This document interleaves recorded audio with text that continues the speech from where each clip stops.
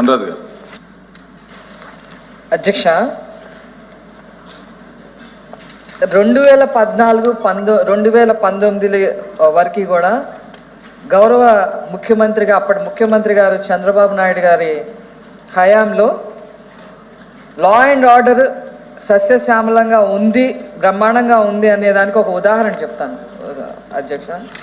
దాచేపల్లిలో ఒక 5 సంవత్సరాల మైనారిటీ బాలిక మీద అత్యాచారం జరిగితే అతను దొరికేదాకా ఎవరైతే అత్యాచారం చేశారో అతని సంగతి మామూలుగా తేల్చను నేను అని ఒక మీడియా ద్వారా చంద్రబాబు నాయుడు గారు మీడియా పర్సన్స్తో మాట్లాడినందుకు పర్యవసానంగా నేను గనక దొరికితే చంద్రబాబు నాయుడు గారు నన్ను బ్రతకనివ్వరు అని అతనే ఊరేసుకొని చనిపోయాడు అధ్యక్ష.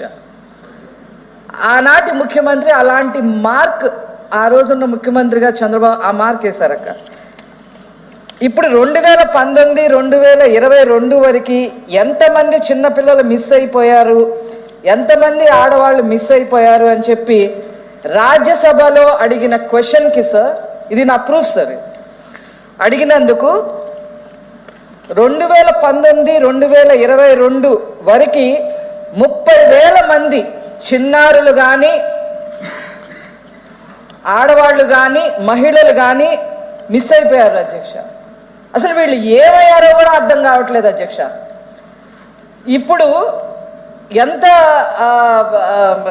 డెస్పరేట్ సిచ్యుయేషన్ అంటే అధ్యక్ష, చిన్నపిల్లలు ఆడవాళ్ళందరూ ఏమో స్టేట్ దాటి మిస్ అయిపోయారు అధ్యక్ష. చిన్నపిల్లలు మగపిల్లలందరూ కూడా గంజాయి బారిన పడి జైల్లో ఉన్నారు అధ్యక్ష.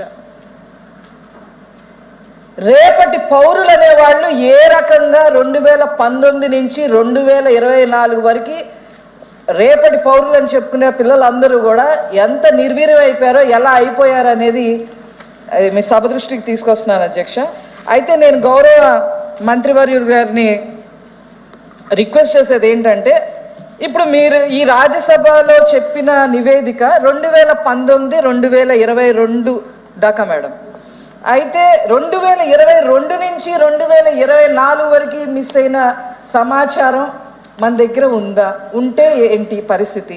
అదేవిధంగా ఈ మిస్ అయిన వాళ్ళందరినీ ఏదన్నా టాస్క్ ఫోర్స్ వేసి వీళ్ళందరినీ ఇంటికి తీసుకొచ్చే కార్యక్రమం ఏమన్నా చేపట్టే పరిస్థితులు ఉన్నాయా? తర్వాత ప్రత్యక్షంగా మీరు కూడా అప్పుడు మహిళా అధ్యక్షురాలుగా ఉన్నారు, మేము కూడా ఉన్నాం ప్రతిపక్షంగా ఉన్నప్పుడు అండి, గవర్నమెంట్ హాస్పిటల్లో ఒక మతి స్థిమితం లేని అమ్మాయిని తీసుకెళ్ళి అత్యాచారం చేశారు అధ్యక్ష. గవర్నమెంట్ హాస్పిటల్లో, ఇక్కడే విజయవాడ గవర్నమెంట్ హాస్పిటల్. ప్రతిపక్ష నాయకుడిగా చంద్రబాబు నాయుడు గారు ఆ అమ్మాయిని పరామర్శించి 5 లక్షల రూపాయల ఎక్స్గ్రేషియా కూడా ఇవ్వడం జరిగింది.